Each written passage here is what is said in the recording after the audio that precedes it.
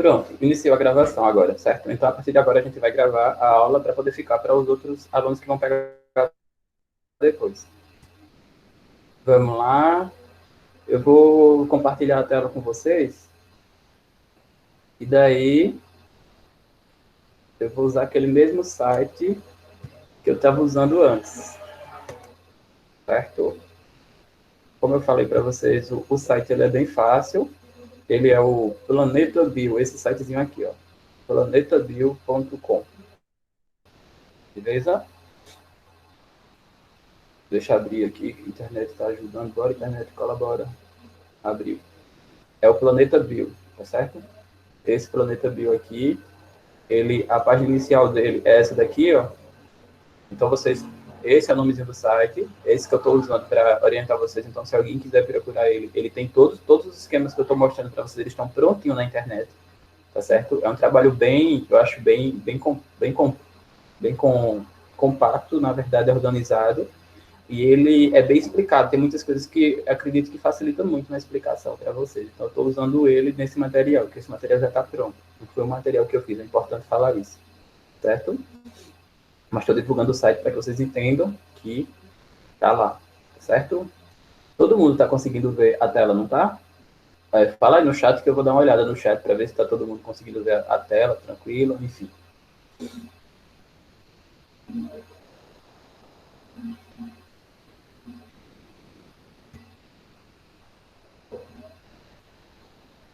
Beleza, Joyce, Bárbara, Érica, Kétina, Roberta, todo mundo tá vendo a tela? Sim.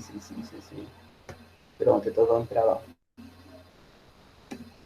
Só olhar aqui se não teve ninguém no WhatsApp perturbando. Não tem ninguém não. Pronto, então a gente vai continuar. Olha só. O conteúdo que a gente vai falar hoje é bem simples. Na realidade, a gente viu vídeos essa semana sobre ele, sobre Mendel, e agora eu vou falar bem rapidão sobre ele também. E depois a gente vai entrar sobre outras características. E na verdade, são variações que a gente vai encontrar na genética e que complementam as questões que Mendel colocou, tá certo?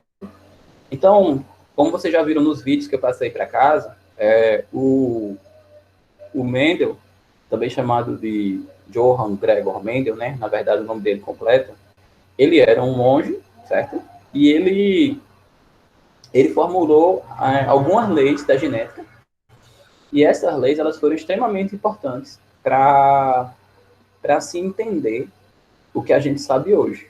Então, muitas das coisas que a gente sabe hoje foi graças a ele. E assim, ele usou a matemática, como foi colocado também nos vídeos que vocês assistiram, que a matemática ela é uma ciência primordial para tudo. Tudo quando a gente fala de biologia, a gente sempre usa matemática, é porque vocês não percebem que na biologia que vocês visualizam no ensino médio, a gente não deixa tão claro algumas situações de matemática, mas nessa parte de genética, ela fica extremamente clara quando a gente faz os cruzamentos, tá certo? Então, vamos lá. Ele era um monge de família humilde, que gostava de estudar, e aí o local mais adequado para ele era em escolas, no caso, ele estando no monastério, ele tinha como estudar, tá certo?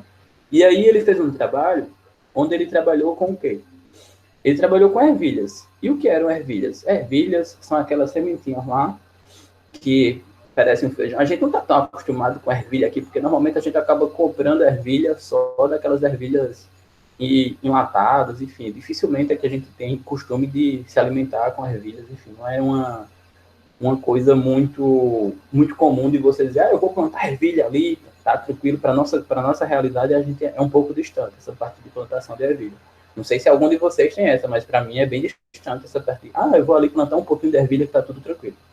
Beleza? E daí, a gente tem o quê? Eu acho que até o clima da gente também não é favorável para isso.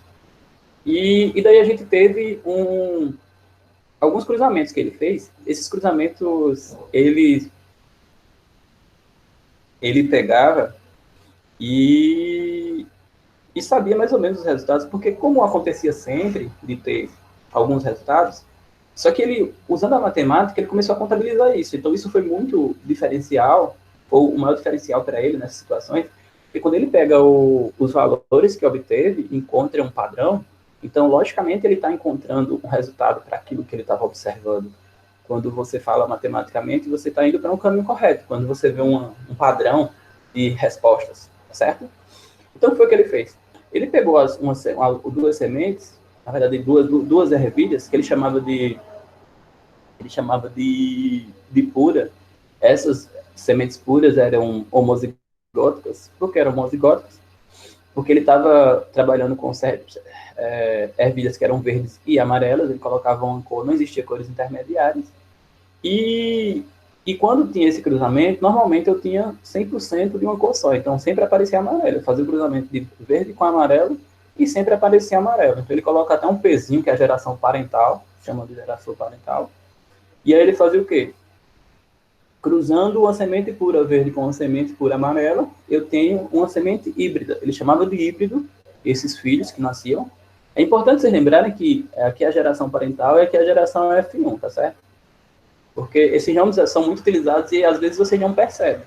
Em relação aos heredogramas que vocês fizeram, por exemplo, vocês erraram muito, que eu pedi para vocês fazerem, façam um heredograma com 4 gerações, enfim. O pessoal nem prestou atenção no que eram 4 gerações. Teve gente que fez o filho, o pai e o avô. Então, tipo, se só tem o filho, o pai e o avô, não tem 4 gerações, né? Assim, então, é importante vocês entenderem que a quantidade de gerações é exatamente essas que vão estar relacionadas aí nessas situações. No caso aqui de Mendel, eu tenho a geração parental e tenho a geração F1, tá certo? E daí, o que foi que a gente teve? A partir do momento que ele pegava essa geração que ele tinha, só lembrando aqui, voltando, nesse processo aqui, que é nessa geração parental, ele fazia uma fecundação cruzada, tá certo? Como é que é uma fecundação cruzada? Ele pegava o pólen lá da semente verde e levava lá para a amarela para fazer essa fecundação. E aí acontecia de nascer os filhos híbridos aí. Ah, professor, mas isso aí o que ele fez é errado? Não, não é errado não, porque normalmente isso também pode acontecer na natureza. Então, na natureza, um vento pode sair, levar o pólen de um para o outro e acabar fecundando, não tem problema nenhum. Só que como ele fez de uma forma organizada, então ele fez o quê? Ele fez... É o trabalho da zootecnia. A zootecnia faz isso com animais. Ele pega e faz uma seleção natural não, uma seleção artificial. Então, basicamente, o que ele fez aí foi um tipo de seleção artificial. Ele pegava e fazia esse cruzamento exatamente para poder saber qual era o resultado que iria aparecer. Beleza? E daí a gente tem aqui, nessa outra geração, ele fez o quê? Ele fez uma autofecundação. Como os filhos eram todos, da geração F1, eles eram todos amarelos e eram chamados de híbridos, ele simplesmente fez o cruzamento desses dois. Então ele fez uma autofecundação, o próprio híbrido, ele foi autofecundado, e como ele foi autofecundado, ele tinha o quê? Ele obtinha uma porcentagem de 75% e obtinha uma porcentagem de 25%.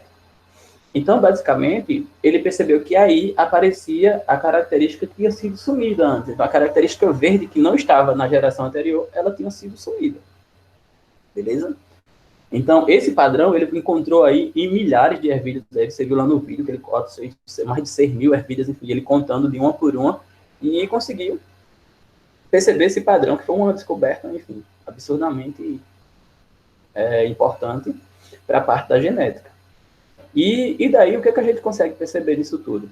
A gente consegue perceber que aqueles indivíduos que o Mendel estava chamando de puro, eles eram os indivíduos homozigóticos. Então, por exemplo, eu tinha um indivíduo amarelo com verde, e o amarelo, ele era homozigótico, e o verde, ele era homozigótico.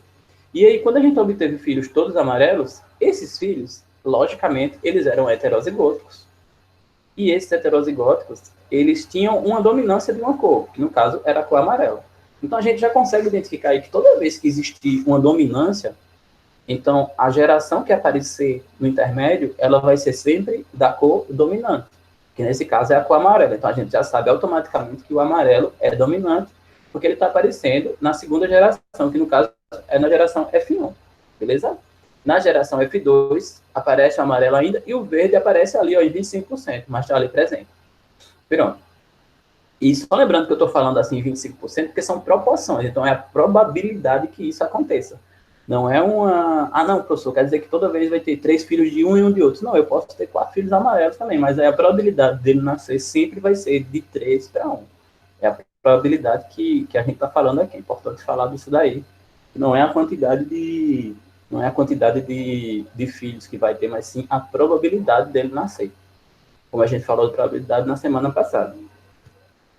A aula que a gente vai ter nessa próxima semana, a próxima semana não, amanhã, na verdade, no EducaPE, é a aula de Mendel mesmo, tá certo? Então, tudo isso que eu estou falando agora, vocês devem, amanhã o rapaz deve trabalhar também com vocês essa parte no EducaPE, viu?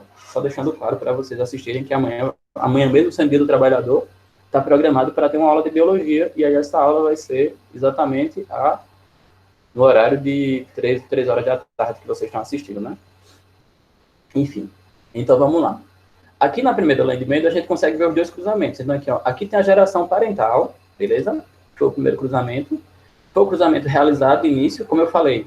Os indivíduos que ele chamou de puro eram indivíduos homozigóticos. Aqui, ó, amarelo está com Vzão, Vzão. O verde está com Vzinho, Vzinho.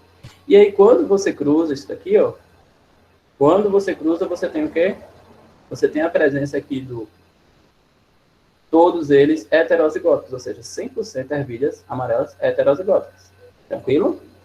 E depois aqui a gente tem o cruzamento da geração F1. Na geração F1, a gente está fazendo como está falando do autocruzamento aqui, então você está pegando esses filhos daqui, ó, e está fazendo o cruzamento dele mesmo, e aí você coloca aqui, ó, 2 ervilhas heterozigóticas.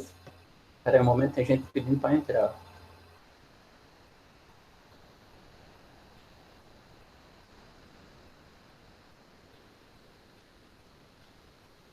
O que, Matheus, que é de 4 para 1? Acho que eu sei o que você quer dizer de 4 para 1. O que você quer dizer eu estou falando que eu tenho sempre de 3 para 1, porque assim, ó, toda vez que eu tiver 3 amarelos, eu vou ter um verde, entendeu? 3 amarelos e um verde. Por isso que eu falei 3 para 1. Você quer dizer que, tipo, quando eu falo 3 para 1, é que eu estou colocando eles sempre abaixo de 4. Todos eles são sempre abaixo de 4. Porque, na realidade, quando a gente trabalha com essas proporções, elas vão estar, todas elas abaixo sempre do número total. Então, às vezes, você coloca 3 quartos, aí 2 pontinhos, 1 quarto. Por isso que eu disse 3 para 1. Porque os 4 embaixo, eles sempre ficam padrões. Enfim, depois a gente vai fazer mais cruzamentos e você vai entender isso que eu acabei de falar, porque essa parte do 3, a gente coloca 3 quartos para 1 para 4. Aí sempre usa assim o 3 para 1, porque ele acaba sendo usado. Mas você vai perceber mais na frente. Viu? Voltando para lá. Então, a gente tem aqui o cruzamento dos heterozigóticos. Então, a gente vai ter o quê? Novamente, vai ter aqui o cruzamento.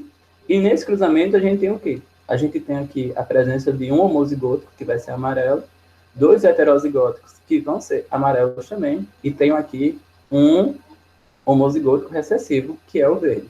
Então, a gente começa a perceber aqui, como eu disse a vocês, a presença do filho verde que tinha sumido na geração anterior. Então, a característica verde, ela ainda existe, ela ainda está presente ali, só que ela está escondida. Era assim que Mendel falava, ela chamava de escondido. Beleza? Vamos lá. Aí aqui a gente tem aqui as características que foram estudadas por Mendel. O que foi que Mendel estudou?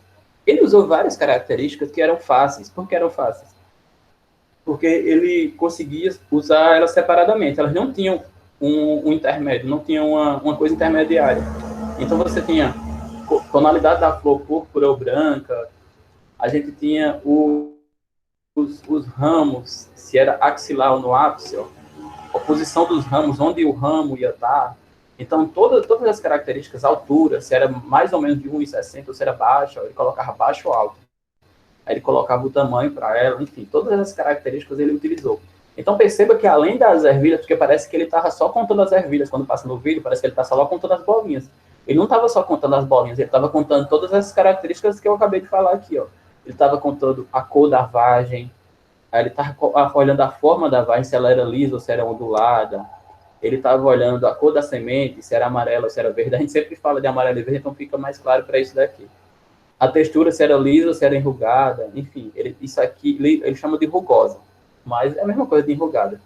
Então, todas as características elas foram utilizadas por ele. Então, todas as plantinhas que ele utilizou para fazer aquele cálculo das ervilhas, ele também calculou essas outras características.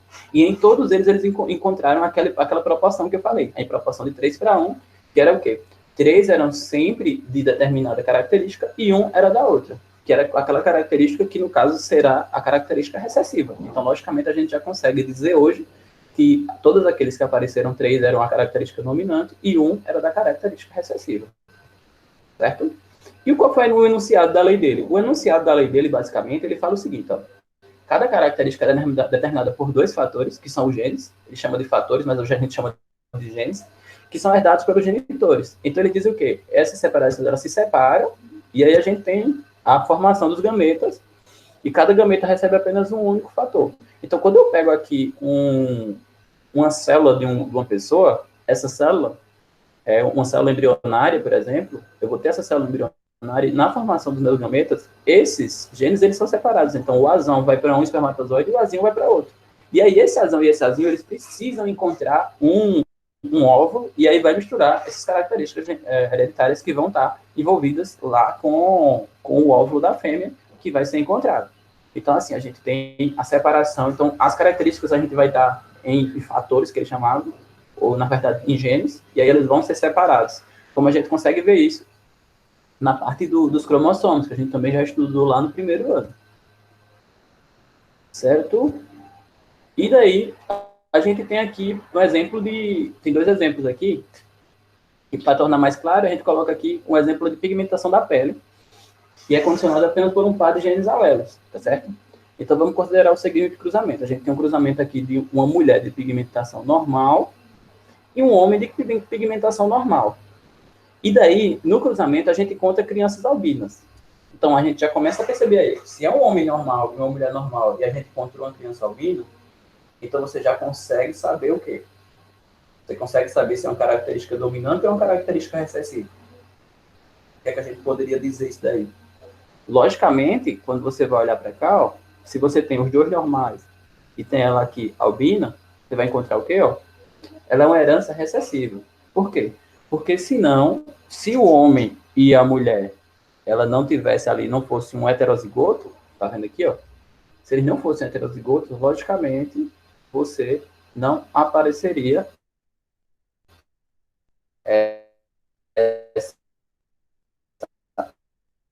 então, o azinho tá ali. Se ele fosse, não poderia dizer que era uma herança dominante. Se fosse uma herança dominante, então poderia ser azão ali. Então você não teria como ter a certeza, certo? Então você tem essa situação que você consegue saber claramente. Se eu cruzei 2 indivíduos com determinada característica e apareceu um indivíduo com a outra característica, logicamente os 2 são heterozigóticos e o outro é um indivíduo que é recessivo.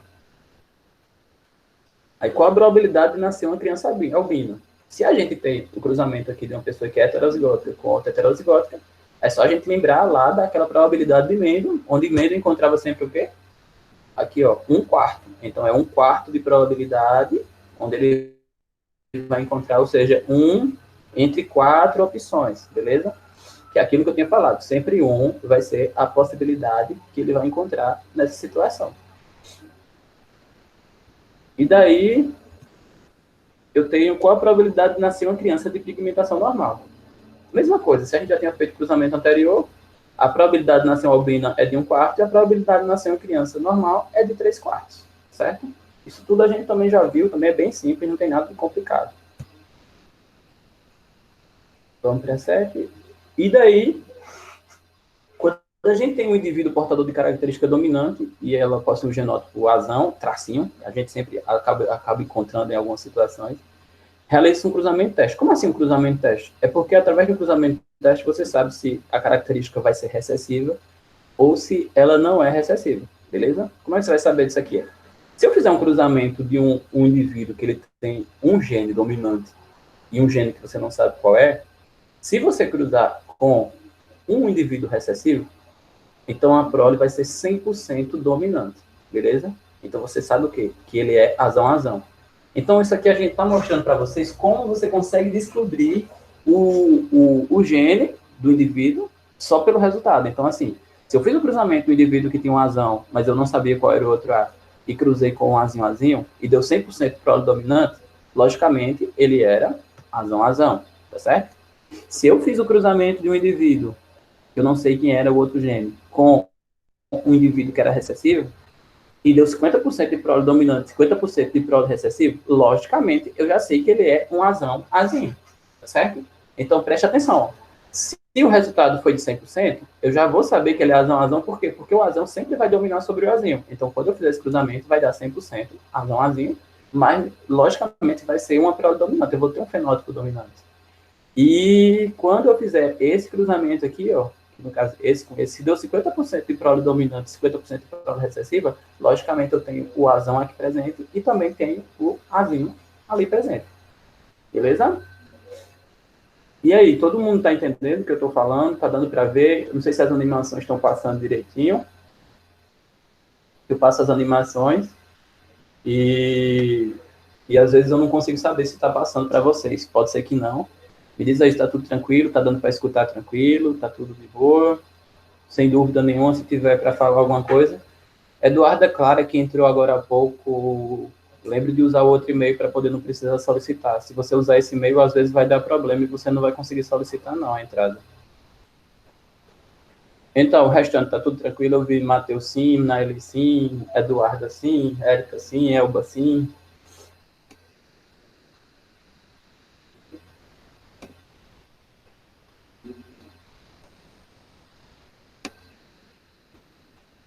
Pronto, eu vou dar continuidade. Então, o restante não falou mais aqui.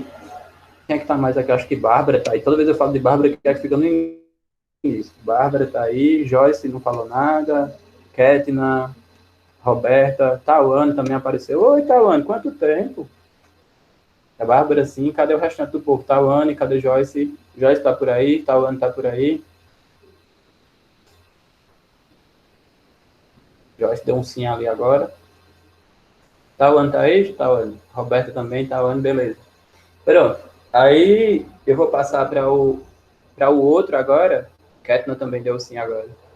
Eu vou passar para o outro que a gente falou, que na verdade é só um complemento. Isso aí que eu acabei de falar são coisas que a gente já comentou, vocês já viram nos vídeos que eu passei essa semana, e também não é nada tão novo, porque também já foi trabalhado com Marilei. Agora a gente vai, eu vou colocar para trabalhar uma parte de outras coisas que vocês também já viram com Marilei, beleza? São outros tipos de heranças que a gente vai ter, que também a gente já trabalhou com alguns conceitos lá na sala. E depois a gente também trabalha o sistema ABO. O sistema ABO para poder entender como é que ele funciona, que também é uma coisa bem simples. E que eu acredito que amanhã na aula de vocês também, pelo que está previsto na aula do EducaPé, também vai ter um pouco do sistema ABO. Então vamos lá, voltando lá para o esqueminha.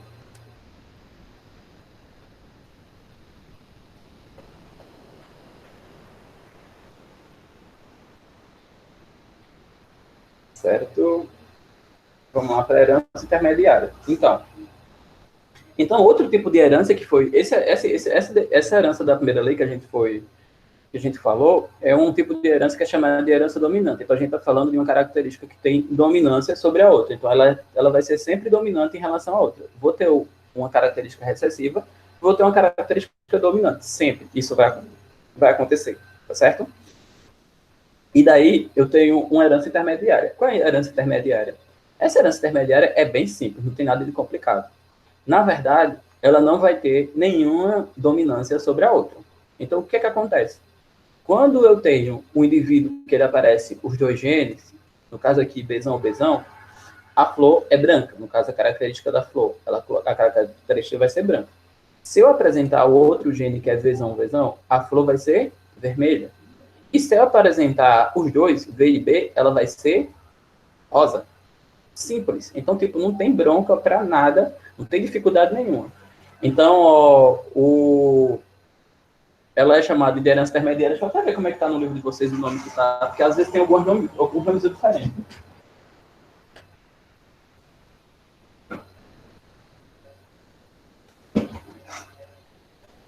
Não sei se está com a dominância no livro de vocês, enfim. Às vezes tem uns nomes que tem variação.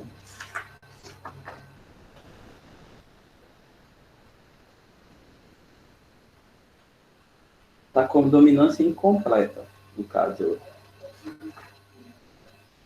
Está com dominância incompleta, pronto. Essa herança intermediária que eu estou falando agora, ela está com dominância incompleta no livro de vocês, beleza?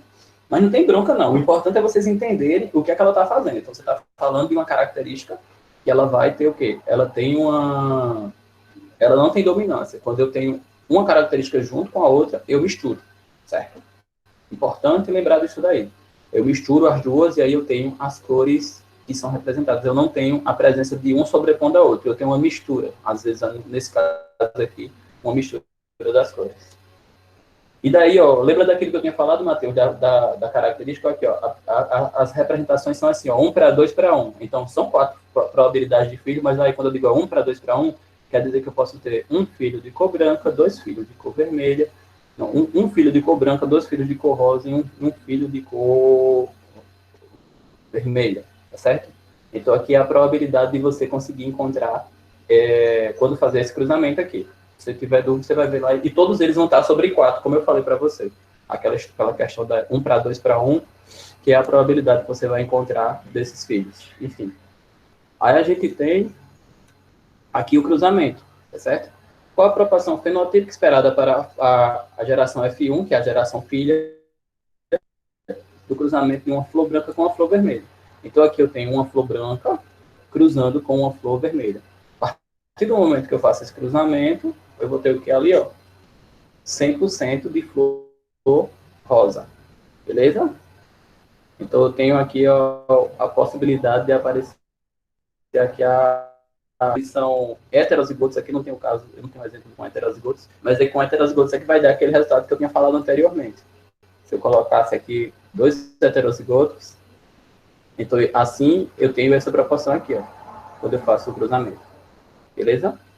Então eu vou ter, aqui nesse caso, quando eu estou falando de 2 indivíduos que são homozigóticos, o cruzamento vai dar 100% de rosa. 100% de rosa. Mas se eu pegar 2 heterozigóticos, no caso 2 rosas, e fizer um cruzamento, que são, a gente vai aparecer aí 25% que vai ser de vermelho, 50% que vai ser de rosa e 25% que vai ser de branco. Pronto. E aí, a gente vai... Todo mundo entendeu isso aí? Isso é bem simplesinho. Todo mundo entendeu isso aí? É bem simplesinho também, né? Eu posso passar para o outro bem tranquilo. Deixa eu passar logo para o outro, porque eu acho que não acho que vocês não têm dificuldade. Isso aí vocês já viram também, não já viram? Isso, Matheus, não tem gene recessivo, não. Nesse caso, não tem gene recessivo, não. Nesse caso, aí a gente está falando de uma... Ele usa o nome dominância incompleta. Na verdade, ele não é nem... Ele usa uma mistura, na verdade, das cores, tá certo? Ele usa uma... Ele pega uma cor... Às vezes é questão de mistura. Nesse caso aí fica mais fácil para você entender quando a gente usa o vermelho, o branco e o rosa, porque fica uma mistura do vermelho, é uma cor intermediária entre o vermelho e o branco, que acaba ficando... Então não tem uma dominância, beleza?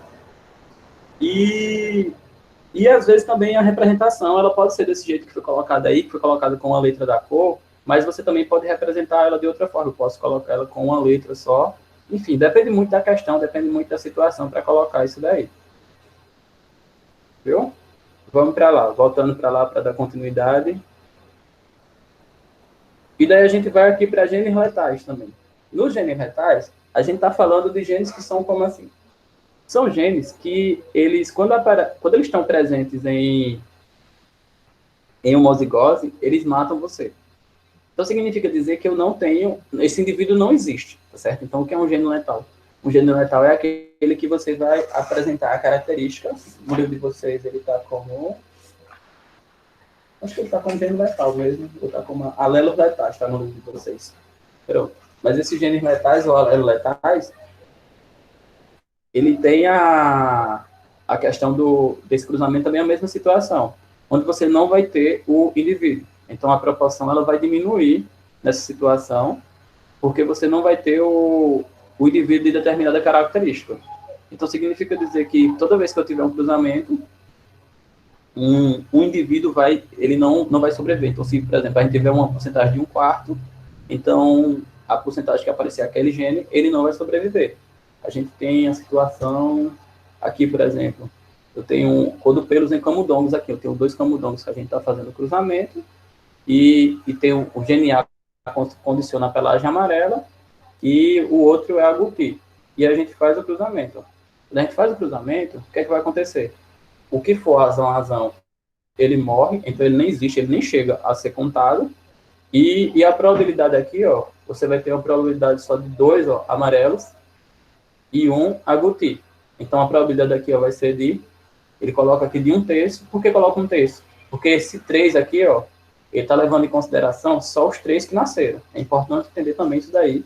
E a gente falou também na aula da semana passada sobre isso, que às vezes tem algumas regrinhas que vão mudar quando a gente usa esses genes, porque se esse indivíduo tiver esses genes, ele morreu, então significa que ele nem nasceu. Então ele não vai entrar em probabilidade, como não é de interesse para a gente, a não ser que a gente esteja interessado em quem morreu. Mas, na verdade, quem apresenta características, se foi nascido, então a gente não tem interesse. Se alguém disser, ó, já nasceu, então ele não tem como ter nascido, uma vez que ele morre, quando tem a presença dos 2 genes, tá certo?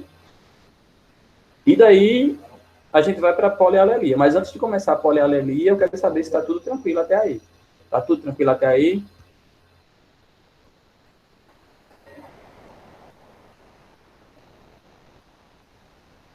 Cadê o resto do povo? Está tudo tranquilo até aí? Porque vocês ficam muito calados, eu fico com medo, assim, de achar que não estou explicando direitinho, enfim. E na sala é melhor, que dá para me ver na cara de vocês. Aí vocês ficam escondidos. Aí não dá para ter muita certeza não do que, é que vocês estão fazendo, não. Quando vai ver aí, tá Elba ali deixando o telefone ligado lá, e enquanto está na festa, ali do lado comendo. Enfim. Brincando, viu, Elba? Mas voltando. Aí eu vou entrar na parte de polialelia. E aí nessa parte de polialelia, ela entra também na situação de grupos sanguíneos. Se não me engano, está tudo ali. Os grupos sanguíneos, vocês estudaram ou não? Eu acho que Marilei colocou que não tinha trabalhado com algumas turmas. Acho que o terceiro A trabalhou com grupos sanguíneos. Trabalhou, Matheus Paz?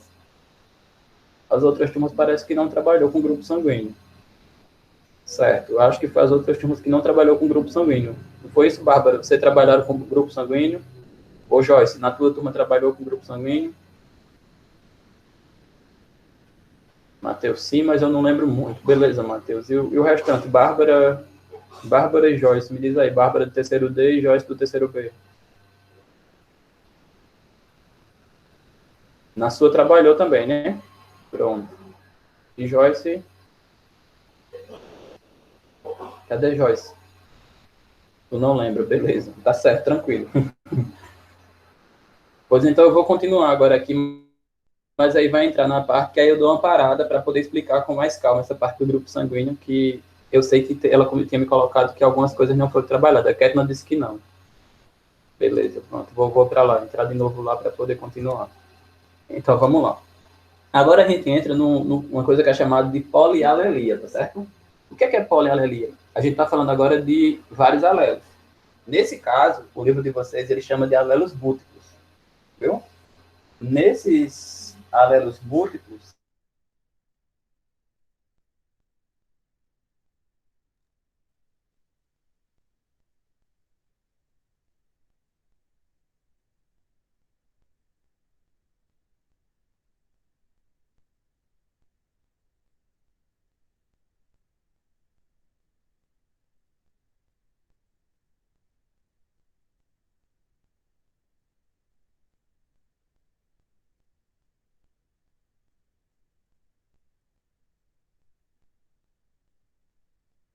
castanho, que também é chamado de selvagem, que é esse aqui, esse coelho aqui do canto esquerdo.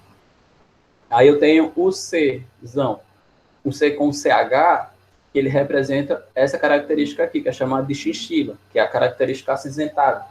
E aí eu tenho o C com o H sozinho, que a gente chama de himalaio, que representa esse coelho aqui, que está aqui com as orelhas pretas, e o corpo branco. E eu tenho o C com o Azinho, que ele pode ser todo branco. Isso aqui poderia ser representado só com Czinho também, não teria problema não. Mas é bom colocar assim, porque fica mais fácil para você entender. E daí você tem uma ordem de dominância. Então significa que alguns dominam sobre os outros. Então como é que isso funciona? Funciona da seguinte maneira. O selvagem, ele é o maior de todos, então ele manda em todo mundo. O selvagem, ele sobrepõe.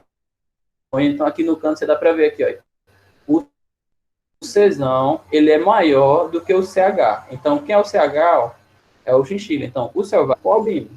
E aí a gente vai para o chinchila. A cor do coelho chinchila ela sobrepõe o himalaio e o albino, como a gente consegue ver aqui, ó. O chinchila, ele é maior do que o himalaio e maior do que o albino.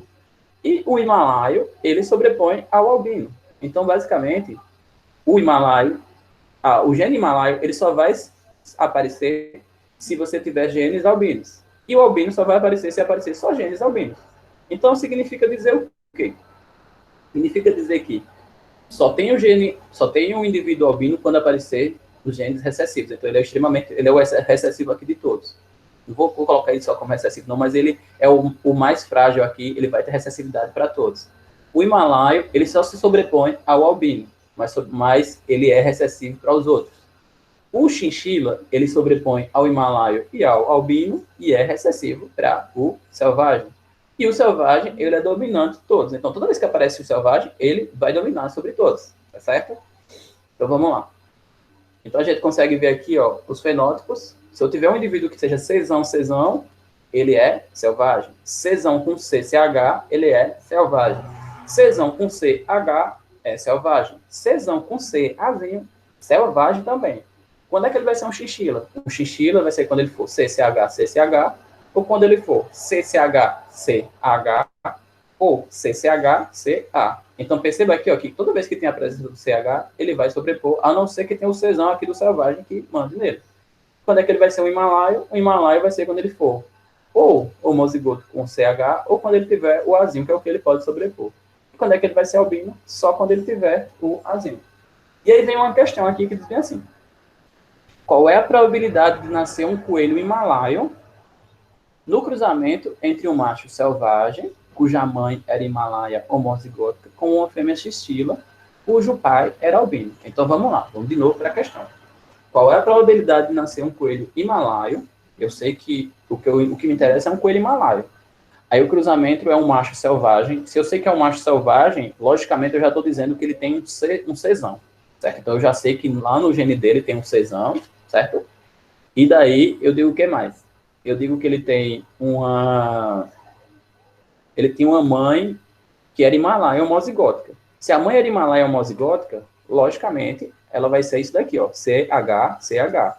Então eu já sei que a mãe dela tinha esse gene aqui. Mas se o filho nasceu selvagem, significa que ele herdou um Czão. Então eu já sei que ela é Czão com um CH. E aí, ele coloca que a fêmea era chinchila. Como é a fêmea chinchila? Chinchila, você só pode ter esses 3 tipos aqui de genótipos. Então, como a gente não sabe qual deles é, mas a gente sabe que eles sobrepõem com um dos outros. Então, a gente coloca um CCH, beleza?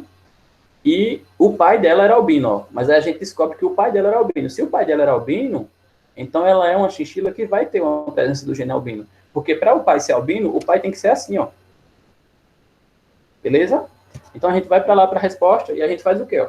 Primeiro, a mãe, ela era himalaia, como foi falado, ó. Era uma himalaia homozigótica. Então tá aqui, ó. A mãe tá aqui, himalaia homozigótica, então ela CH, que ela é homozigótica, tá dizendo aqui na questão. E o macho, ele era selvagem. Se ele era selvagem, ele tem um Czão com um CH. Então tá aqui, ó, ele herdou o CH da mãe e o Czão ele veio do pai, que a gente não sabe o que é que foi, mas é o que interessa pra gente é que ele é selvagem. Então a gente já sabe que ele tem isso daqui. E a fêmea que ele coloca aqui era uma fêmea chinchila, que ela fez o quê? Ela tinha um pai albino. Se o pai era albino, o pai era CA. Logicamente, ele herdou um CA desse. E se a fêmea já era chinchila, já foi falado, então significa que vem um CCH aqui para ela. E daí eu faço cruzamento depois desse com esse que está aqui, ó. CCH com CA, com C e CH. E aí, nessa probabilidade toda, a gente vai encontrar 4 chances aqui, não é? A gente tem... Dessas chances daqui, eu tenho o quê? Esse aqui, se aparecer o Czão, ele é selvagem. Porque o selvagem, ele vai sobrepor esse daqui. Esse aqui, se aparecer o Czão, ele é selvagem, porque ele vai sobrepor também. A gente já sabe disso. Então, esses aqui a gente não interessa. Porque a pergunta é qual a probabilidade de nascer um coelho himalaio, que é o que interessa. Esse aqui tem um chinchila contra himalaio. O chinchila, ele sobrepõe o himalaio? Sim. Aqui a gente sabe que o chinchila sobrepõe o himalaio. Logicamente, esse coelho vai ser chinchila. E aqui embaixo eu tenho um CH, que é um himalaio, com o albino. Então, o himalaio sobrepõe o albino. Então, um coelho vai sim nascer, a probabilidade de 1/4 de nascer um coelho aí, que seja como? Que seja ele himalaio. Beleza? Todo mundo entendeu isso que eu acabei de falar? É muita coisa, é muita letrinha, é muita loucura, mas está dando para entender bem? Se não, se quiser que eu reexplico tudo de novo, viu?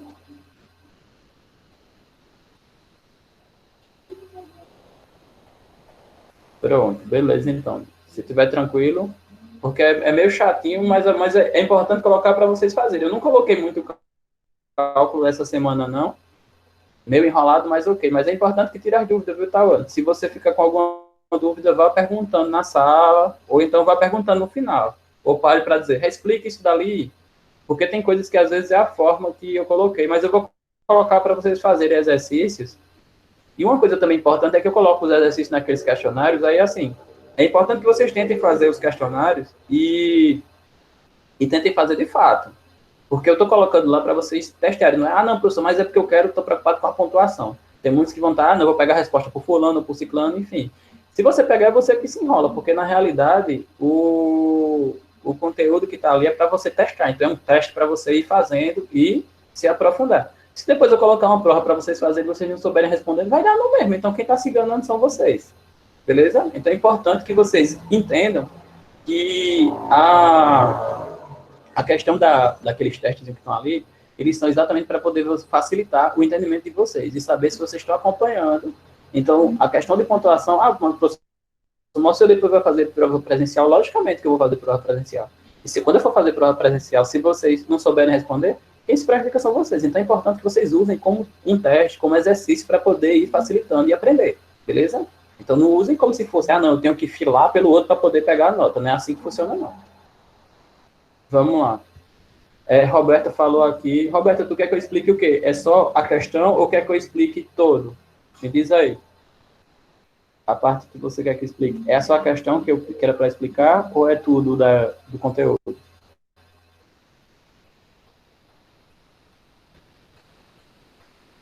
É muito C, aí enrola para dar, não, para entender. É isso mesmo, Tawane. Deixa eu ir lá, viu, Roberta, para o cruzamento para lhe mostrar. Pronto, eu vou botar na atividade do cruzamento. Então, vamos lá. O exercício, ele fala o seguinte, ó. Ele diz, ó, qual a probabilidade de nascer um coelho himalaio no cruzamento entre um macho selvagem, cuja mãe era himalaia homozigótica, com uma fêmea chinchila, cujo pai era albino. Então, aqui a gente está fazendo uma questão que está usando os alelos múltiplos, mas também a gente está usando o heredograma. Então, eu estou usando o heredograma aqui para quê? Eu estou usando o heredograma para me dar uma noção sobre o que é que aconteceu antes. Então, por exemplo, eu falei que eu tinha um pai albino. Albino, ele só tem um tipo de característica. Eu já sei que o pai dela, o pai da fêmea aqui, ó, ele é albino. Então, eu já sei que o pai é desse jeito aqui, ó. Então, o pai é albino. Isso são informações que eu preciso saber para poder montar o heredograma para depois chegar no cruzamento. Então, eu primeiro pego as informações que são aqui dos pais. Ó, o pai era albino e a fêmea era chinchila. Se o pai era albino e a fêmea era chinchila, então ela certeza vai ter um gene desse aqui, ó, que é um CA, e para ser chinchila ela tem que ter um CCH. Então, eu já sei quais são os genes da fêmea, que ela vai ser o quê? CCH e CA. Já sei de certeza. E daí eu tenho, como é que eu vou saber agora do macho? O macho, ele diz assim, ó, que é um coelho himalaio, então eu já sei que ele é himalaio. Não, corrijo. Ele diz aqui que ele é um macho selvagem e a mãe dele era himalaia. O macho selvagem, ele tem que ter a presença de um cesão, tá certo? Só que quando eu digo que a mãe dele era himalaia homozigótica, então, logicamente, eu também peguei uma característica da mãe. Então, é isso daqui, ó.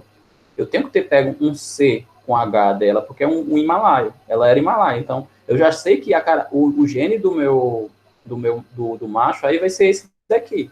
Então, eu venho para cá, ó. Isso daqui do lado, eu tenho o heredograma, desse lado direito. Nesse heredograma, como eu falei para vocês, ó, a mãe, ela é albina. Como ela é albina, ela vai ter que doar esse pedaço para cá. E corrigindo. A mãe, aqui, ela é himalaia. Ela tem, então, que doar para cá uma característica dela, que no caso é um C, que é de Himalaia.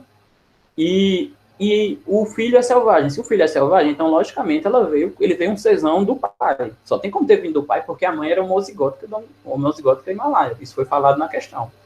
E aí eu sei aqui da característica aqui do macho. E aí eu venho para cá e tenho o quê? O pai aqui ele é albino, que, logicamente, ele só pode ter passado um CA, e aqui eu tenho uma mãe, que a mãe, ela é o quê? Ela é chinchila, só que eu não sei qual é a outra característica, mas se ela é chinchila, então, e aqui nasceu um chinchila, logicamente, foi doado um CCH para ela, certo? E daí eu faço o cruzamento desses dois indivíduos aqui, ó. Esse selvagem, que é um Czão CH, e esse chinchila, que é um C, CH, C e A. E daí, levando para cá, ó, o que é que eu fiz? Esse Czão com esse CH, ele está aqui, ó, Czão com CH. E esse CCH com CA, ele está aqui, ó, CCH com CA. E daí eu faço o cruzamento, ó, CCH com Czão, Czão, CCH. CCH com CH, CCH com CH. CA com Czão, Czão com CA. CA com CH, CH com CA. E daí, eu venho agora para o resultado. Os resultados estão aqui, mas eu tenho que analisar eles fenotipicamente, para saber quais são as características que eles vão apresentar. Então, eu vou lá para as características e vejo o quê? Se tem a presença do Czão, vai ser selvagem. Então, esse é selvagem, esse é selvagem. Pronto, esses dois eu já descarto que não me interessa, porque eu quero saber qual a probabilidade de nascer um coelho himalaio. E aí eu venho para esse aqui. Esse tem CH e esse tem H. Se tem o CH, quer dizer que ele é chinchila, que o chinchila sobrepõe o himalaio. Então, ó, esse aqui, o chinchila, vai sobrepor o himalaio, e isso aqui vai ser um coelho chinchila. Não interessa para a gente também. E aí, nesse aqui, fica um CH, que a gente sabe que é de himalaio, e vem um CA. O A é o albino, que é o recessivo. Logicamente, o himalaio sobrepõe esse. Então, esse indivíduo aqui, ele vai ser himalaio.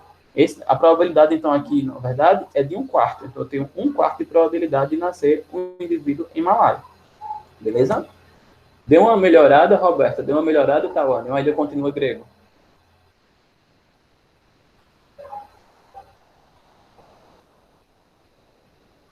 Sim, Roberta, ainda bem.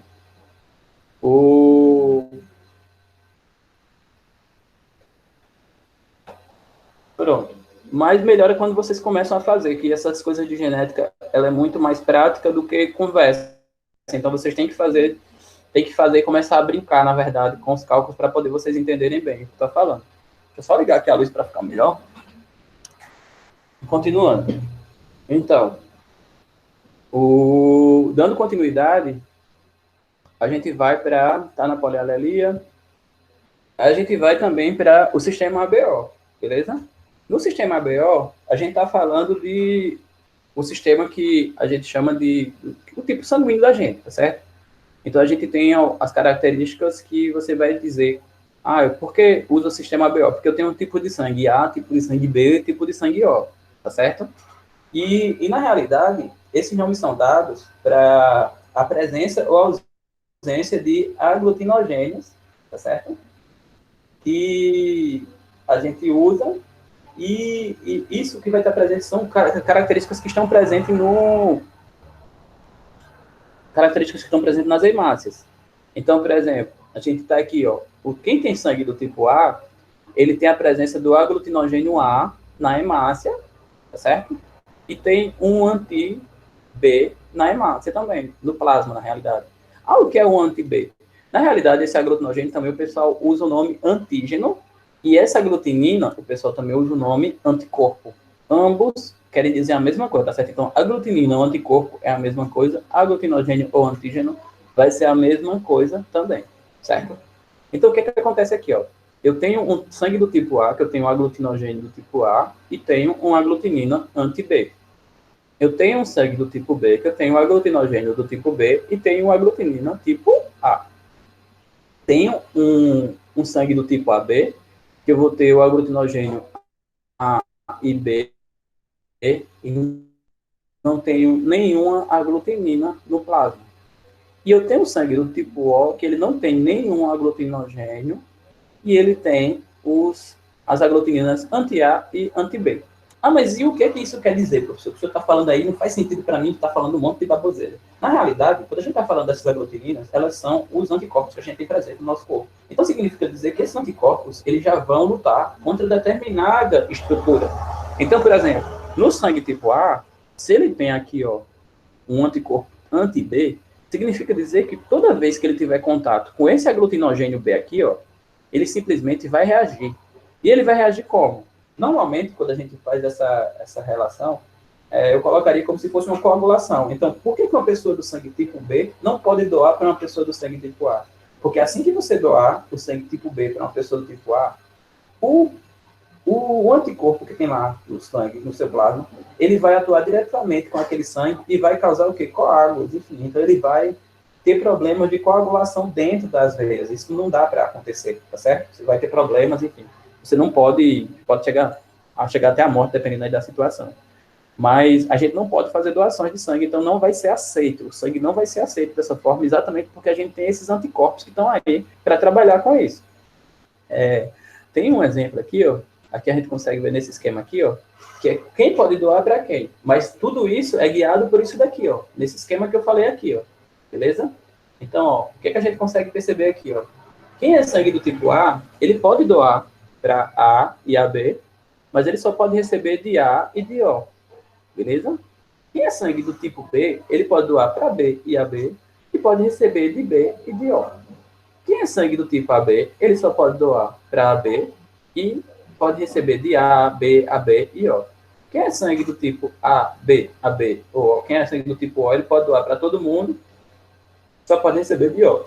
A gente escuta muito falar do quem é do tipo O pode doar para todo mundo, tá certo? E quem é do tipo AB, ele pode receber de todo mundo. Isso é verdade? Quando a gente não está levando em consideração o fator de positivo ou negativo, que é o fator de RH. Mas quando a gente está falando só de fator ABO, esquecendo do RH, a gente pode dizer isso. Então, eu posso dizer que, por exemplo, se eu sou do sangue tipo O, eu posso doar para todo mundo, mas só posso receber de O. Se eu sou do sangue tipo AB, eu posso doar para todo mundo, quer dizer, eu posso doar para AB, mas posso receber de todo mundo. Beleza? Esse esquema aqui do lado, ele também mostra isso aqui, ó. Então, tá aqui o O aqui, ó, nessa extremidade, onde ele consegue doar para todo mundo, certo? Consegue doar para os três tipos, mas ele só recebe de O.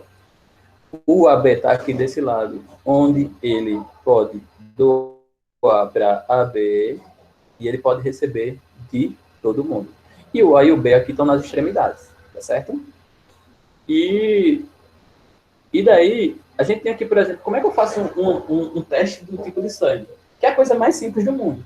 Então, como é que eu faço um teste do tipo de sangue para vocês? Na realidade, eu pego três soros, e daí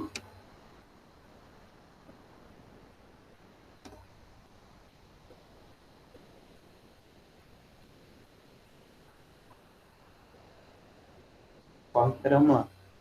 Professor, por que tipo A pode doar para A e AB e não pode doar para O se ele pode receber? Deixa eu anotar isso aqui, viu? Porque ele pode doar de A, ele pode doar para e AB e não pode doar para O.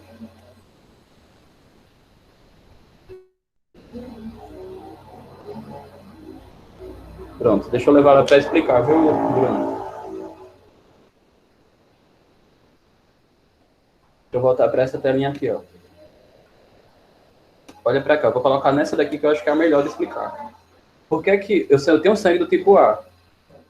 Se eu doar o sangue do tipo A para A, não tem problema, porque ele é o mesmo sangue. Beleza? Então, o tipo A, quando eu dou para A, ele não vai ter problema nenhum, porque ele é o mesmo sangue. Então, ele não vai ter nenhum conflito de aglutinogênio com aglutinina. Pronto, então isso aí está resolvido. Então, o A ele pode doar para A, pode, não tem problema nenhum. Aí, vamos lá. O A pode doar para AB. Olha para cá, para o AB. Ó. No AB, quem está doando aqui é o tipo A aqui, ó. Certo? Quem está recebendo é o AB. O AB, ele tem 2 aglutinogênios, tranquilo? Só que ele tem alguma aglutinina, que no caso é anticorpo, nenhum. Ele não tem anticorpo nenhum. Como ele não tem anticorpo, então ele não vai reagir. Então ele não tem reação nenhuma com aquele sangue que vai entrar no organismo dele. Então é super tranquilo. Se você doar o A para o AB, não vai ter problema. Por quê? Porque ele não tem nenhum anticorpo. Então o AB também vai ser sem problema, uma vez que nos anticorpos não vai ter presença de nenhum. Então você não vai ter problema. E daí você tem, por que o A não pode doar para O? O A não pode doar para O porque é o seguinte, ó. Tá vendo o A? Então, ó, o A, ele tem o aglutinogênio A. Quando eu chego aqui no tipo O, o O, ele tem duas aglutinanas, que é o anti-A e o anti-B. Então, na hora que eu doar um sangue do tipo A para o tipo O, o que é que vai acontecer? Essa aglutinina anti-A, ela vai entrar em ação e vai bloquear. Então, automaticamente, ele vai fazer, como eu disse, aquele tipo de coagulação e vai reagir com aquele sangue que chegou. É importante vocês entenderem também, deu para entender, Bruno, o que eu acabei de falar? Deu para entender direitinho ou ficou alguma coisa confusa?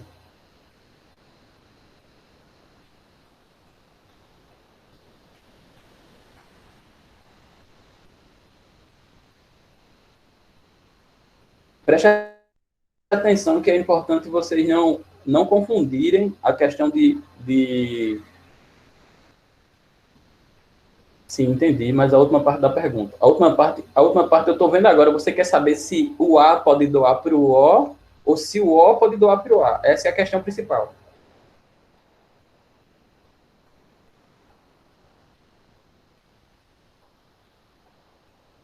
Me fala aí o que é que você quer saber. Se é a questão, porque eu falei que o A poderia doar para o O, isso eu falei.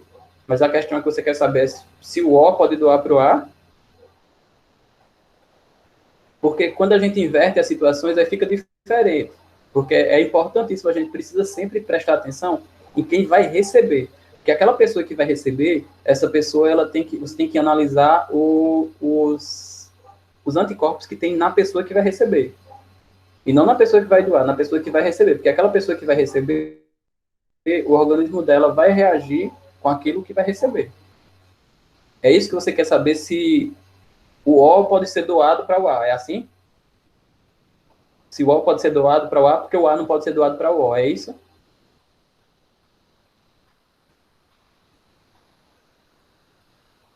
Pronto. Então, deixa eu explicar lá para você entender. Ó, olha só. O A pode ser doado para o O? Pode sim, sem problema, como eu acabei de falar há pouco. Quer dizer, corrijo, não pode ser doado para o O. Olha só, o A, ele tem um aglutinogênio A. Então, esse aglutinogênio A, se ele for doado para o O, ó, o que é que vai acontecer? Ó? Ele vai encontrar um anti-A lá. Então, quando ele encontrar um anti-A no O, ele basicamente vai ter problemas. Então, A não pode ser doado para O, beleza? Só que aí você vai dizer, ah, professor, mas e o O pode ser doado para o A? Sim, o O pode, porque ó, o O ele não tem nenhum aglutinogênio, beleza? Como ele não tem nenhum aglutinogênio, então significa que você pode ter o anticorpo que você quiser aqui e não vai fazer diferença. Então não tem nenhum aglutinogênio. O tipo de sangue O ele não tem nenhum aglutinogênio. Então na hora que você doa ele, ele vai reagir com o anti-B. Não, ele não vai reagir, porque não tem aglutinogênio no tipo O. Então, se você doar do A para o O, tem problema? Tem, porque o aglutinogênio do A reage com o anticorpo do A, que tem lá no O. Mas se você doar do O para o A, vai ter problema? Não, porque no O não tem aglutinogênio. Então, se não tem aglutinogênio, você não vai ter nenhuma reação aqui. Beleza? Entendeu agora, Bruno? Os outros não entenderam também tudo que eu falei ou ficou alguma dúvida?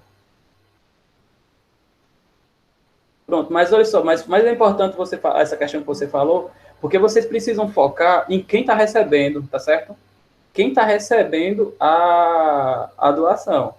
Porque quando a gente fala da parte de doação, a gente às vezes pensa que é só de uma coisa. Não, tem que pensar em quem está recebendo. Porque aquele que está recebendo, o que interessa para vocês é o quê?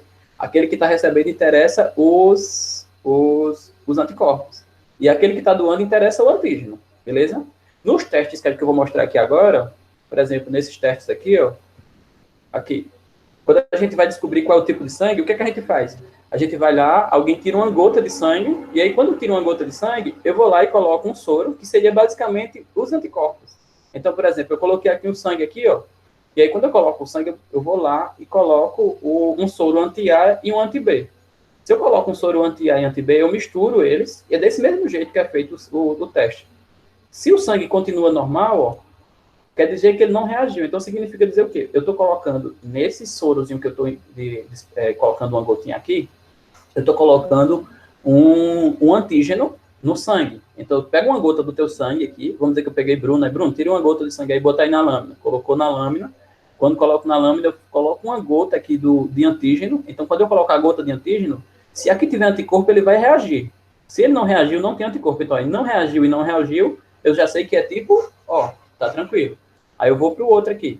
Coloco de novo a gota e coloco um soro anti-A e um anti-B, que no caso são os antígenos. Quando eu coloco esses antígenos, aparece o quê? Ó? Reagiu nos dois, então eu sei que aqui tem o anti-A e sei que aqui tem o anti-B. Então, os anticorpos ou aglutinogênios, eles vão estar aqui presentes, tá certo? A aglutinina, desculpa. Ou elas vão estar ali presentes, e aí, elas, estando presentes, elas vão reagir com o que foi colocado. E daí eu vou lá e coloco ali de novo também, eu coloco a reação. O que é que vai acontecer? Teve reação? Teve. Só teve no anti-A. Como só teve no anti-A, quer dizer que é o quê? Sangue do tipo A. E quando eu tenho aqui, por último aqui, só tem reação no B, se só tiver reação no B, então é sangue do tipo B. Então, normalmente o exame de sangue é feito dessa forma. Então, isso é bem fácil de fazer. A única coisa que precisa é comprar os reagentes para serem feitos. Não tem nada de complicado. Ah, mas como é que eu sei se é positivo ou negativo? Também tem um reagente para o fator RH, positivo ou negativo, e aí a gente coloca ele também para fazer, e aí não tem problema nenhum. Do mesmo jeito que a gente fez aí, esse daí, a gente também faz com o fator RH, e aí você consegue saber se é sangue tipo A, AB, O, B, e se é positivo ou se é negativo. Você consegue saber todos isso apenas com as gotinhas. Então, apenas o sangue e apenas as gotinhas a gente consegue fazer isso bem simples, tá certo? Mas é importantíssimo vocês entenderem que quando a gente está fazendo essa exemplificação aqui, ó, é como se eu tivesse feito a doação. Então, é como se eu pegasse o sangue de uma pessoa e tivesse colocando em outra pessoa. Então, ó, a pessoa que está com o sangue na placa seria o receptor do sangue, e a pessoa que está colocando os soros ali é a pessoa que está doando. É importante entender isso daí, para poder não confundir aí as coisas. Certo? Deu para entender tudo que eu falei até agora? Tá tranquilo? Essa parte também que eu falei agora dos testes, dos outros que estavam tão silenciosos aí. Tá tudo tranquilo no que eu falei? Cadê? Fala aí, povo, se tá tudo ok, se eu posso dar continuidade, se não tá nada travado, se tá conseguindo acompanhar.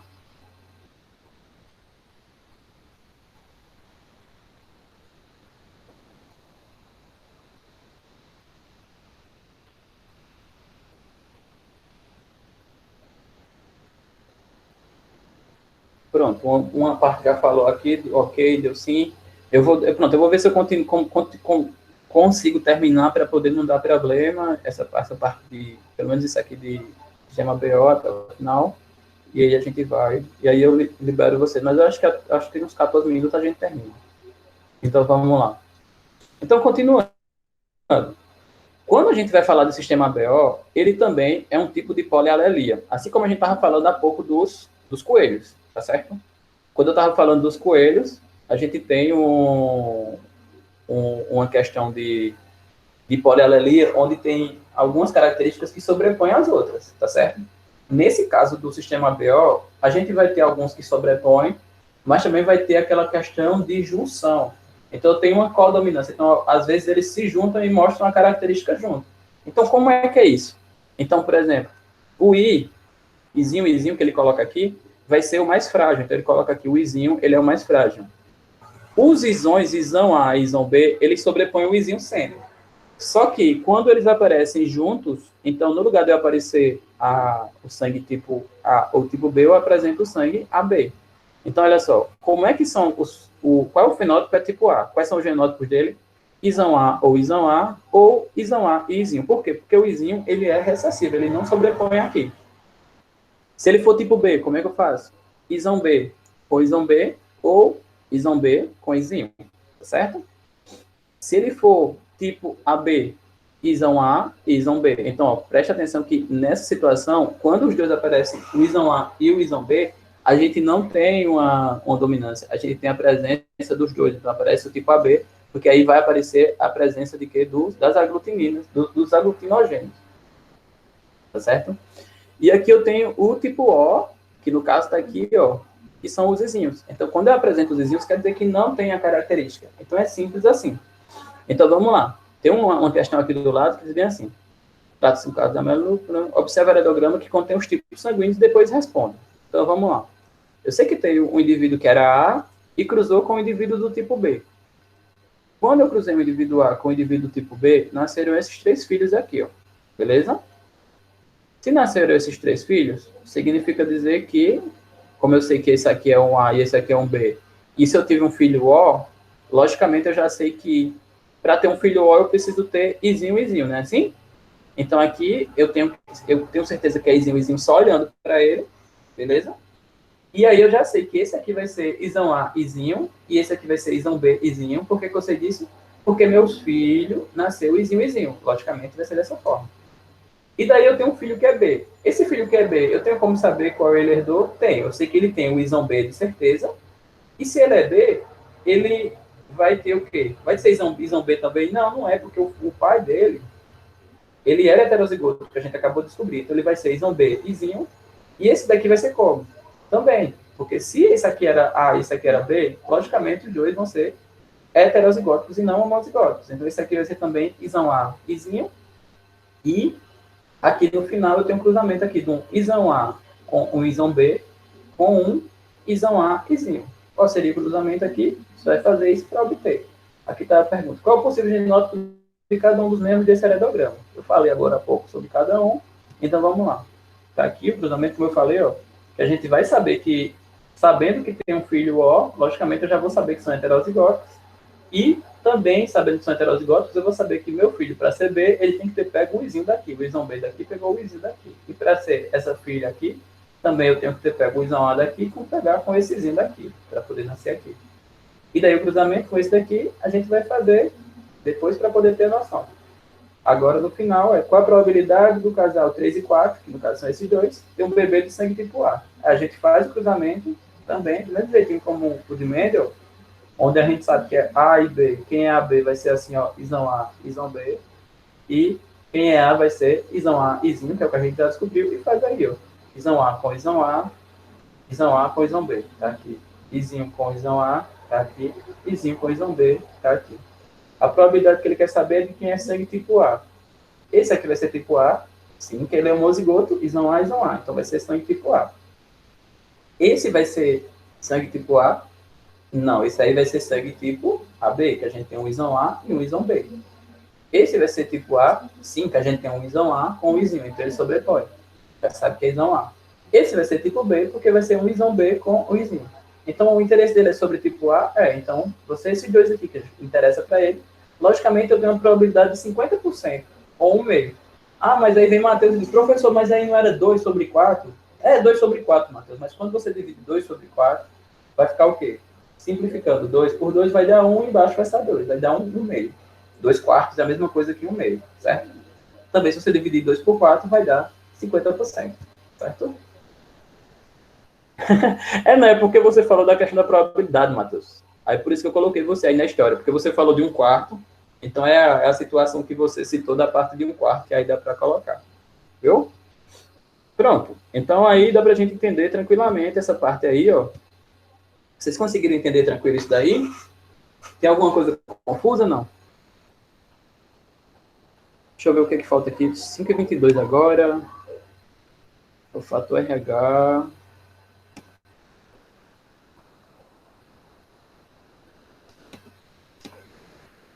Vamos lá. Para o fator RH. O que é o fator RH? O fator RH foi descoberto depois. Né? Antigamente, foi descoberto primeiro essas proteínas que dão essas características do sistema ABO, mas também foi descoberto depois, só depois, essa do fator RH também, onde a gente tinha algumas situações da análise de outra proteína que garante essa questão do positivo e do negativo, que é chamado também é do macaco, esse RH, ele veio do macaco, é macaco rhesus, enfim, foram os exames que foram realizados, e foi descoberto que essa proteína também ela influenciava nessa parte aí da coagulação e poderia dar problemas no caso de doações. E daí o que acontece? As hemácias também vão aparecer esse fator RH, ou não vão aparecer. Quando eu tenho ela, então quer dizer que eu sou RH positivo. Quando eu não tenho, eu sou RH negativo. Por isso que diz, você é A positivo. Então, tem a proteína que vai ser do sistema ABO, que são aquelas que a gente estava falando lá, e vai ter as proteínas também do fator RH. Então, esses antígenos que a gente estava falando, eles vão estar, ou aglutinogênios, eles vão estar presentes nas hemácias. Nos anteriores a gente tinha falado que garantia o que era sistema ABO, e nesse aqui agora a gente fala sobre o que garante se ele é RH. Então, se você tiver a presença dele, ele vai ser RH positivo. Se você tiver ausência, ele vai ser RH negativo. Então, olha só aqui. O RH positivo, ele pode doar para quem? RH positivo só pode doar para RH positivo. E ele pode receber do RH positivo e do RH negativo, certo? O RH negativo, o que é que ele pode? Ele pode doar para o RH positivo e RH negativo e só pode receber de RH negativo, beleza? Então, a gente pode ter aqui a situação que o RH positivo, ele vai ser tranquilo para receber, não vai ter problema nenhum, mas o negativo, ele tem problema de receber, ele só pode receber dos negativos. E aí a gente tem aquela questão de doador, lembra que a gente falou de doador e receptor, mas a gente estava falando do O e do A.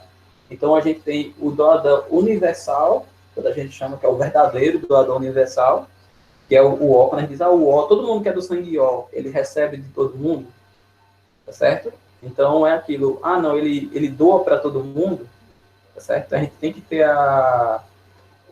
tem que entender isso daí, que quando a gente está falando de quem doa para todo mundo mesmo, é o O positivo ou o negativo? Quando a gente vai analisar o RH, a gente acaba influenciando. Então, o único que consegue doar para todo mundo mesmo é o O negativo. Então, quem é O negativo, ele realmente é o doador universal. O O positivo não. Por que o O positivo não, professor? Porque o O positivo, ele não pode doar para quem? Ele não pode doar para o RH negativo. Então, o O positivo, ele não pode doar para o O negativo, certo? Então, como a gente vai ter problema aí no RH, então a gente não pode. Então, o O positivo, o O negativo, ele vai ser o doador universal realmente, e o AB positivo, ele é realmente o receptor universal, que ele pode receber de todo mundo. Então, aqui a gente inclui mais uma característica naquilo que a gente tinha falado do sistema ABO, beleza? E aqui tem um padrão de herança deles, como é que a gente coloca também. Então, a gente coloca o quê? Se for RH positivo, ele vai ter um Rzão, e se for RH negativo, ele vai ter um Rzinho. Então, é uma questão, só que assim, a presença do Rzão, ele é dominante. Então, vai ser Rzão, RH positivo, Rzão, Rzinho, RH positivo. E se for Rzinho é um RH negativo. E daí a gente tem uma doença que vocês já devem ter ouvido falar, que é a eritroblastose fetal, ou doença hemolítica do recém-nascido, que é aquela doença que ela tem influência quando você tem uma mãe, que ela é RH negativo, e ela vai ter um filho de RH positivo. Por quê? Porque quando você tem um contato, na realidade, quando essa mãe vai ter um contato com o RH positivo, o organismo dela, ela vai começar a produzir anticorpos, e daí se ele produzir anticorpos, o organismo dela, assim que tiver contato com o RH positivo, ele vai fazer o seguinte, ele produz os anticorpos, e na próxima vez que tiver um outro filho que seja RH positivo, ela vai simplesmente matar. Então, é um caso, pode chegar até a morte, no caso, mas a situação é que tem problemas que precisam de... chama doença hemolítica do recém-nascido, porque em alguns, ele pode nascer com a eritroblastose, mas ele tem uma reação que vai atuar diretamente do sistema imunológico da mãe com o sistema do recém-nascido. É como se o sangue da criança, o sangue da criança entre em contato com o sangue da mãe, e aí ele vai fazer com que exista uma reação, e essa reação, ela pode ter essa reação, e isso precisa ser feito, na verdade, precisa ter um conhecimento antecipado. Então, a gente sempre tem um acompanhamento. Lembra que vocês já ouviram falar de pré-natal e tudo? Que até isso também é observado. Então, se a mãe é fator negativo, também é analisado. Por quê? Porque se a mãe for um sangue negativo, ela vai ficar já de aguardo de que se o filho nascer com sangue positivo, então, automaticamente, eu já tenho que ter um certo cuidado. Então, já tem um cuidado para ser feito em até 72 horas, onde você tem um soro para poder você receber, um anticorpos, anti-RH, enfim. Então, você vai ter um procedimento que vai fazer com que você não tenha problemas. Mas é recomendado sempre a atenção nisso, para que você não tenha problemas quanto a essa situação. E além disso, também tem um fator MN, que no caso o fator MN, ele leva... Aqui tem um exemplo aqui do cruzamento no caso aqui do exemplo das opções que eu posso ter de uma mãe que seja RH negativo e os pais que podem ser. Então, tipo, todo pai que for assim, Rzão, Rzão, ou Rzão, Rzinho, eu posso ter a possibilidade de nascer um filho de RH positivo. Então, existe uma análise aí do sangue do pai também, para poder você já ter a noção.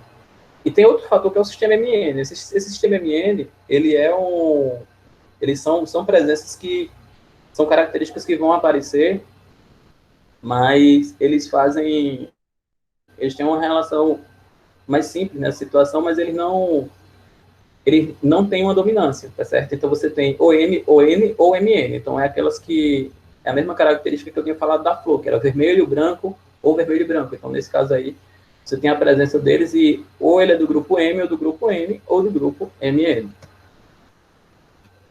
Oi, 5h29. E aí, gente, conseguiram entender tudo que eu... Então é raro pessoas com O negativa, isso? Não necessariamente, Matheus. Não é questão de raridade, não. Porque não existe um cálculo para dizer assim que é raro um tipo de sangue, não. Isso vai muito de que tipo, de quantas pessoas você está contabilizando. Porque isso vai... Não tem como você colocar que é raro, não. O que tem que colocar é que, como só é um caso, que é só eles que podem ser doadores universais, então você não tem como dizer que eles são raros, não. Você tem como dizer que ele é uma quantidade pequena, porque você tem aí entre quantos? Se eu tenho O, A, B e AB, eu tenho 4 tipos. Só que eu tenho eles positivo e negativo, então eu tenho 8 tipos. Então, desses 8 tipos, só um deles é que pode fazer isso. Então, não é que ele seja raro, é porque ele só tem um entre 8. Então, é por isso que ele é pouco, mas não quer dizer que ele seja raro, não. Viu? Então, gente, o restante, conseguiu entender tudo que eu falei? Ficou tudo claro? Me dá aí sinal de vida aí. Clevin acabou de dizer que sim. Joyce acabou de dizer que sim.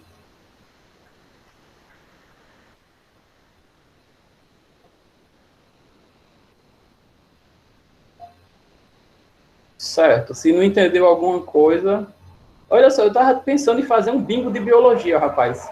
Aí, se eu for fazer um bingo de biologia, eu ia fazer um com conceito de genética para vocês. Aí eu ia colocar algum prêmio, aí eu ia fazer no meio da semana, só não sei o dia ainda. Mas eu estou pensando em colocar isso para a próxima semana. Aí devo avisar lá no grupo da sala o dia do bingo, beleza? Então, estou avisando para que vocês participem. Então, eu vou colocar algum prêmio lá e aí ver a questão da participação de vocês. E aí, como é que vai ser feito isso? Eu vou pedir para vocês estudarem, já estou adiantando agora que vocês já vão estudando, vocês vão estudando a parte de conceitos de genética. Então, tem um fórum lá da outra sala que vocês colocaram um monte de conceitos. E aí, o bingo seria exatamente com os conceitos. Então, no lugar de eu sortear um número, eu sorteio aqui um conceito. E aí, eu vou lendo os conceitos. E aí, a partir dos conceitos que eu vou lendo, você vai olhando na tua tabela. E se na tua tabela tiver aquele conceito, você marca. E aí, se você bater, você já diz. Então, eu coloco o quê? Eu vou ver se eu faço as cartelas e coloco elas numeradas, porque aí cada um faz suas apostas. Então, por exemplo, vamos dizer que Joyce quer participar do bingo. Aí eu vou mandar as cartelas para todo mundo e Joyce vai dizer, tipo, não tem aquelas cartelas lá das festas que tem lá que eu vou apostar na cartela 5. Pronto, a Joyce vai dizer, a cartela minha é a 5. Aí eu pego a cartela 5 de Joyce e marco com o nome Joyce. E aí começa a votar. E na hora que Joyce disser que é na 5, eu vou e confiro se realmente Joyce estava certo e se ela bateu, e aí o prêmio é dela. Beleza? Acho que dá para fazer tranquilo, viu? Eu tinha colocado que colocar umas atividades individuais, aí essa semana eu não coloquei, mas uma delas começa as atividades individuais. Então, assim, eu vou querer colocar como participação. Acho que daqui para segunda-feira vai ter uma planilha, que eu vou colocar para vocês também. Não é para vocês fazerem, não, é só de consulta. Então, vocês vão ter como consultar as atividades que vocês fizeram e não fizeram, beleza? Então, as coisas que vocês não fizeram, vocês podem fazer ainda? Pode, não tem problema nenhum, não. E daí eu vou colocar uma vaca, o prêmio tá... Eu cheio de vaca aqui para dar vaca, viu, Bruno? Cheio, cheio. Só se for uma vaca de brinquedo. Eu arrumo aqui com meu sobrinho uma de plástico, aí eu posso dar uma vaca de brinquedo. Mas aí eu vou colocar para vocês consultarem uma planilha, e nessa planilha vai estar os dados lá de informações de trabalho que vocês não fizeram, porque aí quem tiver trabalho para fazer, vai lá e faz, viu? E Bárbara falou ali em cima alguma coisa, vai ficar salva. É para ficar salvo o quê, Bárbara? A aula? Essa aula de agora eu estou salvando agora. Eu estou salvando ela e vou parar de salvar no instante. Então, isso aqui, tudo que eu acabei de falar, vai ficar gravado. Mas o bingo, não sei, eu posso gravar também. Eu acho que é importante gravar, porque fica guardado até pra gente depois lembrar disso aí lá no final do ano, na época da quarentena, que a gente tava jogando bingo, enfim. Viu? Tem mais alguma dúvida para vocês ou a gente pode acabar por aqui? O que é que vocês acham aí? O que é que vocês me dizem? Algum sinal de vida? Tá tudo tranquilo? Eu posso continuar? Tá? Porque eu vou encerrar por aqui, que acho que tá pesado em relação ao conteúdo, viu? E acho que o tempo, se passar mais tempo, vocês ficam sem prestar atenção, que eu acho que já tem gente aí cochilando. Cadê Taiwan? Tá aí, Taiwan? Taiwan tá. Taiwan, lembro de Vitória, que Vitória não tá na sala, não, viu? Vitória sumiu, até hoje eu não sei. Ela não apareceu para fazer nem atividade também. Depois de oi, Vitória, lembro das coisas. Beleza, bom trabalho, Matheus. Eu pode ir saindo aí que eu vou ficar aqui até o final. Então, se tiverem alguma dúvida, vão falando, que eu tô aqui esperando. Tchau, Bárbara. Tranquilo, Bárbara. Até semana que vem. Tchau, Matheus. Tchau, Joyce. Ó, Joyce, eu vi um negócio de um curso de Taília, Joyce. Eduarda, tchau, também saiu. Preparar para live. É isso mesmo, para live de calcinha preta neste instante. Tchau, Clevin. Tchau, Érica. Joyce, eu vi um curso de Arduino que ia tá no YouTube. Me cobre no privado que eu mando para você, viu? Ia estar disponível um curso de Arduino. Se você tiver como participar, eu vou mandar para tu. Era um vídeo, alguma coisa do pessoal da robótica. E se você tiver interesse de ver de robótica. Tchau, Matheus. Falou. Tchau, Ketna também. Ketna saiu, nem falou nada. Vou encerrar aqui para parar de gravar.